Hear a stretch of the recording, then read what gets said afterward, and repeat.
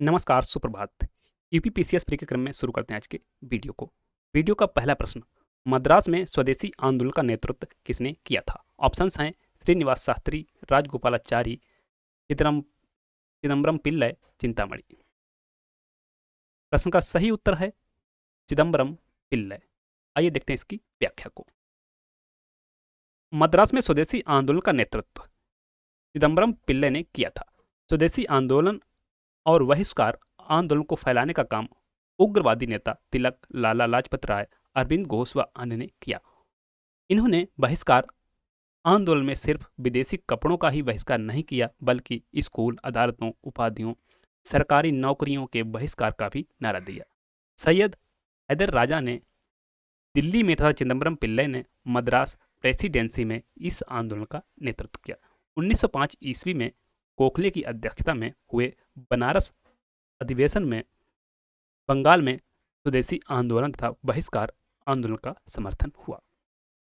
बढ़ते हैं अगले प्रश्न की ओर। गदर पार्टी की स्थापना हुई थी अफगानिस्तान में,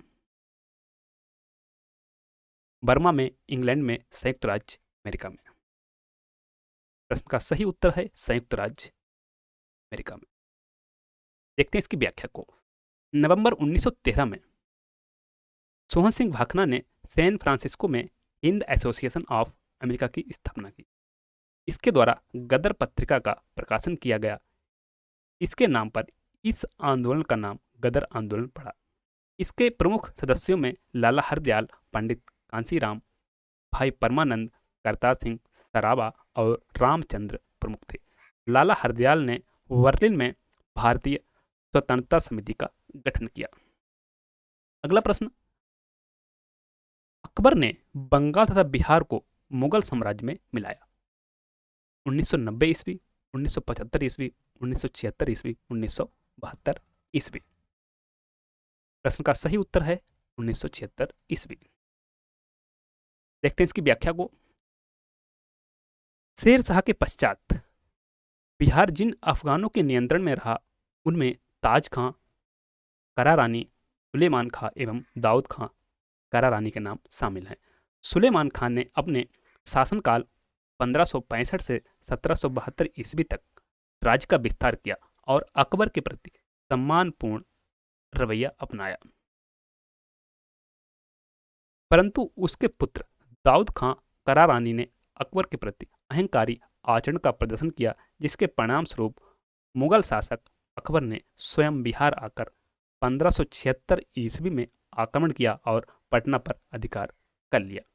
1580 ईस्वी में बिहार को मुगल साम्राज्य के एक प्रांत के रूप में घोषित कर दिया गया। अगला प्रश्न, केंद्र में द्वैध शासन डायरकी किस अधिनियम के अंतर्गत स्थापित किया गया?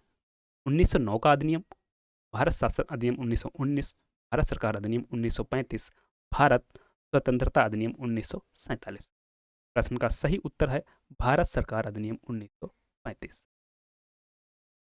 देखते हैं इसकी व्याख्या को। भारत सरकार अधिनियम 1935 के अंतर्गत एक नए अखिल भारतीय संघ की स्थापना तथा प्रांतों में प्रांतीय स्वायत्तता के आधार पर एक नई शासन प्रणाली की व्यवस्था की। इस अधिनियम के अंतर्गत सांप्रदायिक निर्वाचन का अधिकार हरिजनों, भारतीय ईसाइयों, एंग्लो इंडियन को भी मिला।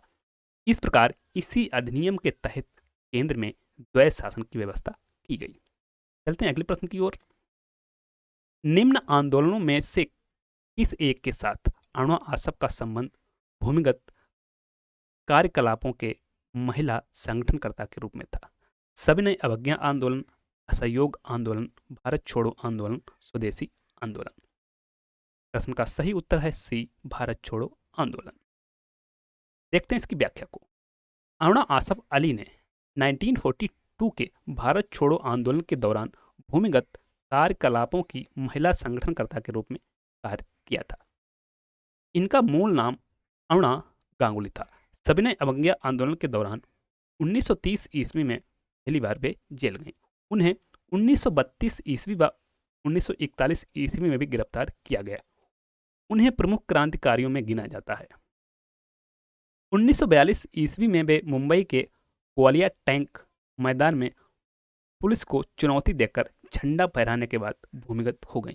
1947 ईस्वी में भूमिगत जीवन से बाहर आने के पश्चात वे 1947 ईस्वी में दिल्ली प्रदेश कांग्रेस कमेटी की अध्यक्षा चुनी गई। 1950 ईस्वी में उन्होंने लेफ्ट स्पेशलिस्ट पार्टी का गठन किया तथा मजदूर आंदोलन से सक्रिय रहीं। 1958 ईस्वी में वे दिल्ली की प्रथम मेयर बनी। उन्हें लेनिन शांति पुरस्कार से भी सम्मानित किया गया। अगला प्रश्न, निम्नलिखित मुगल बादशाहों में से किस एक का 2 बार सिंहासनारोहण हुआ था? अकबर का, जहांगीर का, शाहजहां का, औरंगजेब? सही उत्तर है औरंगजेब। देखते हैं इसकी व्याख्या को। मुगल बादशाह औरंगजेब का 2 बार सिंहासनारोहण हुआ था। पहली बार 31 जुलाई 1658 ईस्वी को आगरा दुर्ग को विजित कर एवं अपने पिता शाहजहां को बंदी बनाने के बाद राज्याभिषेक हुआ। पुनः द्वितीय बार 15 मई 1659 ईस्वी को खजुआ एवं देवरई की युद्धों में विजय प्राप्त करने के बाद उसका विधिवत सिंहासनारोहण हुआ था। अगला प्रश्न, महावीर की मृत्यु के बाद जैन संघ का मुखिया इसे कहा जाता है? जम्बू, भद्रबाहु, स्थूलभद्र, सुधर्म? यह कहा जाता है सुधर्म को। आइए देखते हैं इसकी व्याख्या को। महावीर की मृत्यु के बाद जैन संघ का मुखिया सुधर्म को कहा जाता है। जैनियों के 24वें तीर्थंकर एवं जैन धर्म के वास्तविक संस्थापक के रूप में महावीर स्वामी जाने जाते हैं। इनका जन्म 540 ईस्वी पूर्व वैशाली के निकट कुंडग्राम में हुआ था। अगला प्रश्न है, उज्जैन का प्राचीन नाम क्या था? तक्षशिला, अवंतिका, इंद्रप्रस्थ? उक्त में से कोई नहीं।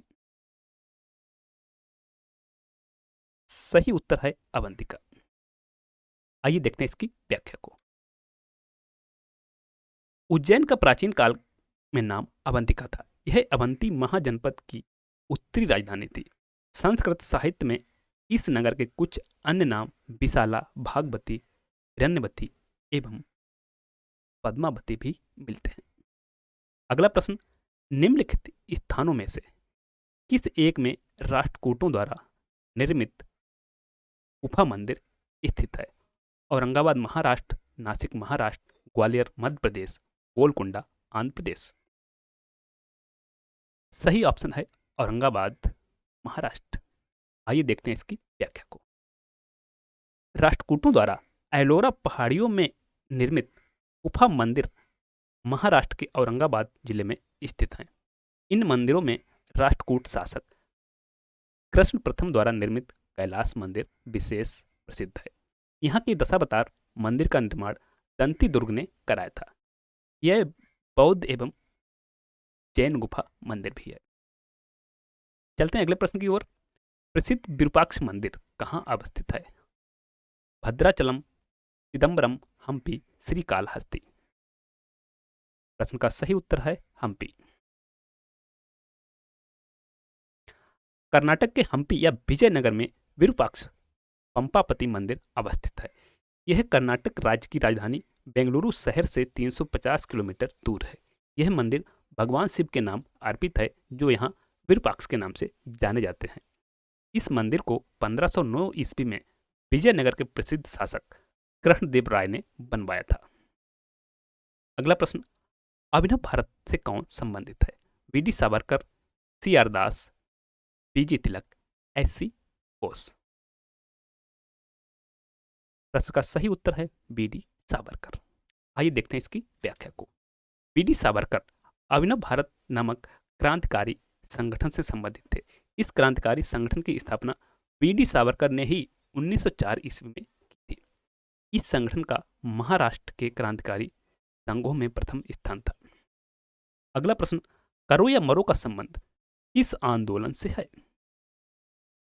दांडी, असहयोग, खिलाफत, भारत छोड़ो? सही उत्तर है भारत छोड़ो। आइए देखते हैं इसकी व्याख्या को। करो या मरो, डू और डाई नारा का संबंध 1942 ईस्वी के भारत छोड़ो आंदोलन से है। नेक्स्ट क्वेश्चन, कांग्रेस ने स्वराज प्रस्ताव वर्ष 1905 में पारित किया। प्रस्ताव का उद्देश्य था अपने लिए संविधान बनाने का अधिकार, परंतु ऐसा नहीं हुआ। स्वशासन सुनिश्चित करना, उत्तरदायी सरकार, स्वयं की सरकार। प्रश्न का सही उत्तर है स्वशासन सुनिश्चित करना। आइए देखते हैं इसकी व्याख्या को। कांग्रेस ने स्वराज प्रस्ताव को वर्ष 1905 में पारित किया था। इस प्रस्ताव का प्रमुख उद्देश्य स्वशासन सुनिश्चित करना था। 1905 ईस्वी में हुए कांग्रेस के बनारस अधिवेशन की अध्यक्षता करते हुए गोपाल कृष्ण गोखले ने स्वदेशी और बहिष्कार आंदोलन का समर्थन किया था। 1906 ईस्वी में कलकत्ता में वो कांग्रेस अधिवेशन की अध्यक्षता करते हुए दादा भाई नौरोजी ने पहली बार स्वराज की मांग प्रस्तुत की। यद्यपि स्वराज मेरा जन्मसिद्ध अधिकार है और मैं इसे लेकर रहूंगा नारा बाल गंगाधर तिलक का है, किंतु कांग्रेस के मंच से स्वराज की मांग सर्वप्रथम दादा भाई नौरोजी ने रखी थी। अगला प्रश्न, मद्रास महाजन सभा की स्थापना की गई थी वर्ष 1980 में, 1981 में, 1984 में, 1983 में। प्रश्न का सही उत्तर है 1984 में। आइए देखते हैं इसकी व्याख्या को। मद्रास महाजन सभा की स्थापना 1984 ईस्वी में हुई थी। मद्रास के युवा नेताओं एम.बी. राघव पेरियार, जी. सुब्रमण्यम अय्यर, पी. आनंदाचार्य इत्यादि ने 1884 ईस्वी के मद्रास महाजन सभा की स्थापना की थी। इसका एक सम्मेलन दिसंबर 1884 से 2 जनवरी 1885 तक हुआ। इस समय विधान परिषदों के विस्तार, इनमें भारतीयों के प्रतिनिधित्व, न्यायपालिका और राजस्व एकत्र करने वाली संस्थाओं के पृथक्करण की मांग की गई थी। अगला प्रश्न, निम्न में से किस आंदोलन में महात्मा गांधी ने पहली बार भूख हड़ताल का प्रयोग हथियार के रूप में किया था? असहयोग आंदोलन, रॉलेट सत्याग्रह, अहमदाबाद की हड़ताल, बारदोली सत्याग्रह। सही ऑप्शन है सी, अहमदाबाद की हड़ताल। देखते हैं इसकी व्याख्या को। राजनीतिक हथियार के रूप में पहली बार भूख हड़ताल का प्रयोग गांधी जी द्वारा 1918 ईस्वी के अहमदाबाद मिल मजदूरों की हड़ताल के दौरान किया गया था। अगला और अंतिम प्रश्न, निम्नलिखित कथनों में से कौन सा एक सही है?